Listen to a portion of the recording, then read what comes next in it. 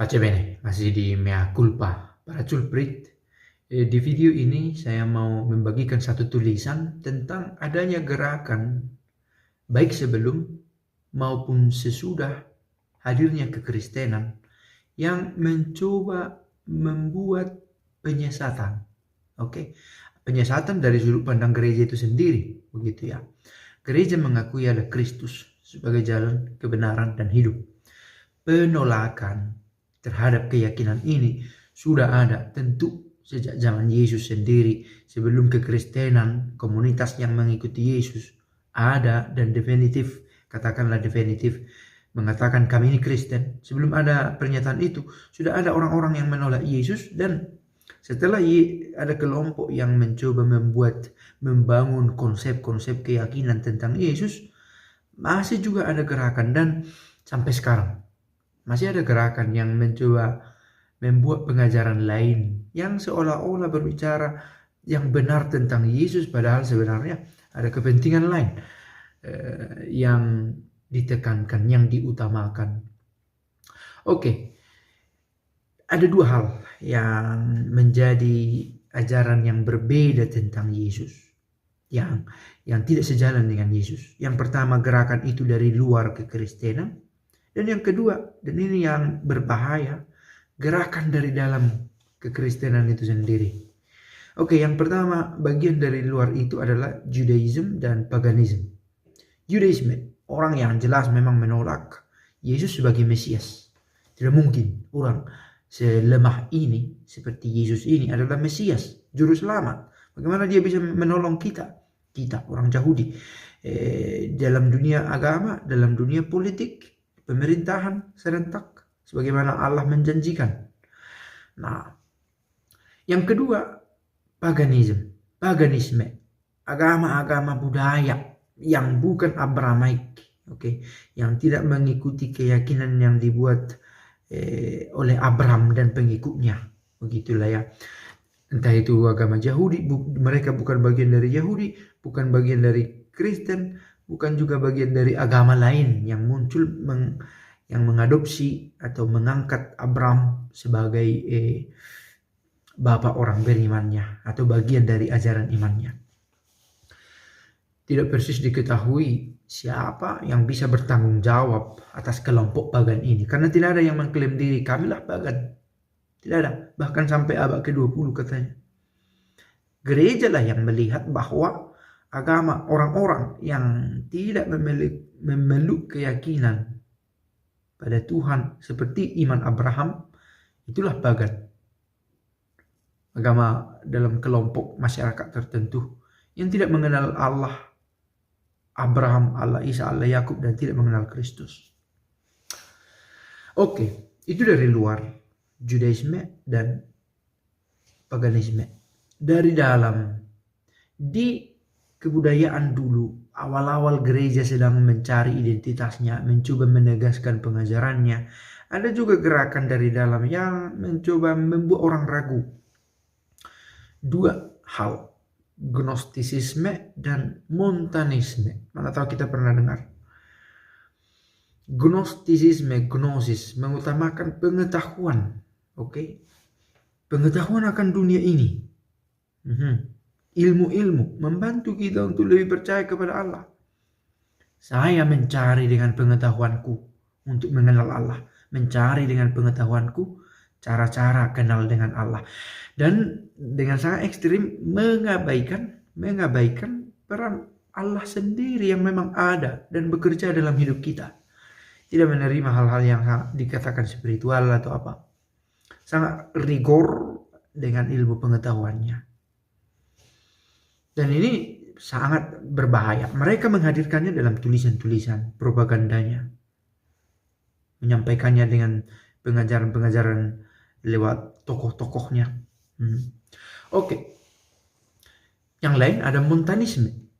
Ini aliran yang lebih mengutamakan terlalu berlebihan, ya. Dua ekstrim tadi, gnosticism terlalu ekstrim dengan ilmu pengetahuannya, dan montanisme terlalu ekstrim dengan hal ilahinya sampai ia mengatakan menolak dunia ini, menolak apa yang dunia hadirkan, bahwa tidak ada, kita tidak temukan Allah dalam cara yang dunia tunjukkan.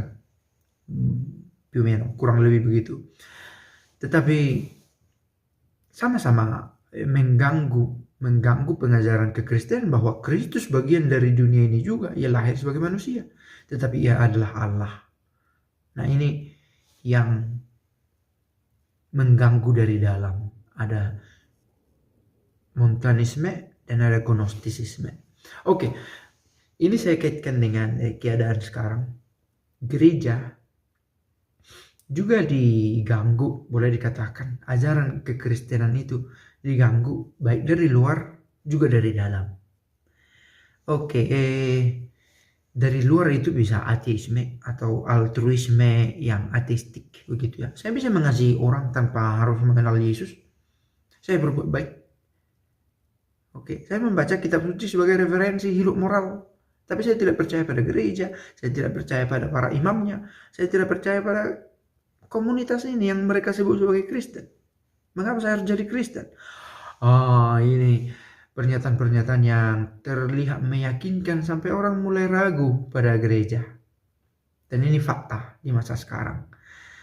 Tidak sedikit orang yang akhirnya meninggalkan gereja dan memilih berbuat baik tanpa harus menyebut diri sebagai Kristen, tanpa harus merasa bahwa Kristus adalah penyelamatku. Ini satu pernyataan-pernyataan yang bisa menjadi bius, yang membuat kita kehilangan keyakinan, membuat orang tertentu kehilangan keyakinan pada Kristus dalam gereja. Atau dari cara lain yang mengganggu adalah pengajar orang Kristen itu sendiri dari dalam yang punya kepentingan memakai nama Allah, memakai konsep-konsep yang ilahi. Roh Kudus menyapaku dan mengatakan sesuatu kepadaku, lalu ia mengajarkan itu. Dan itu juga terjadi pada satu sosok di kelompok heretik ini, kelompok yang membelok dari gereja, Simon Magus, dan juga ada orang-orang di sekitarnya, ada Dositeus gurunya dan Menander muridnya, yang bahkan sampai berkata, aku adalah seorang yang Allah kirimkan untuk menjadi penuntunmu, menjadi nabi yang lain. Dan itu menjadi godaan juga. Bahkan sampai masa sekarang kita temukan berita-berita ada orang yang mengaku diri sebagai Allah, mengaku diri sebagai titisan Allah, begitulah. Dan orang ada yang percaya. Jadi bukan sesuatu yang baru, penyimpangan-penyimpangan di dalam gereja. Keep aware, tetap tersadar ajaran siapa yang saya ikuti dan apa nilai yang dia tawarkan secara istimewa. Apa nilai yang dia tawarkan secara istimewa? Apa yang kekatolikan tawarkan? Oke. Apa kalau saya mungkin dari denominasi lain? Apa yang kelompok ini tawarkan dalam kekristenan? Sehingga saya punya alasan, well, this is the best place for me. Ini tempat komunitas terbaik bagiku untuk mengenal Kristus. Maka di dalam gereja Katolik, Kristus yang bagaimana yang diperkenalkan kepada saya? Adakah kesesatan di sini yang mencoba memperkenalkan Kristus? Dan dengan ini juga pantas dikatakan syukur gereja Katolik masih mengajarkan salib. Tidak hanya mengajarkan Paskah, tetapi juga mengajarkan Jumat Agung. Tidak hanya menjanjikan yang menggembirakan, selamat, bahagia selamanya, tidak berkekurangan satupun, tapi juga mengingatkan ada salib. Kristus sendiri memikul salib, bukan karena dia berdosa, tapi untuk menunjukkan kepada kita bagaimana dalam dunia ini tetap setia kepada Allah dan tidak gampang memikul salib. Kita semua memiliki salib masing-masing yang harus kita pikul, tetapi kita yakin kita sanggup karena Yesus sudah membuktikannya. Dan dalam perjalanan mungkin tidak gampang. Sekali lagi, kita realistis begitu ya, dengan godaan-godaan yang kita alami, dengan kesulitan-kesulitan untuk tetap setia. Kita tahu apa yang baik, tahu, tapi kesulitan mempraktekkannya dalam beberapa kesempatan karena godaan-godaan, karena ujian, karena kebutuhan-kebutuhan. Karena itu semoga kita sanggup setia, tetap bertahan dalam iman akan Kristus, percaya pada nilai yang ditawarkan oleh Kristus. Semoga pace bene para sulprit.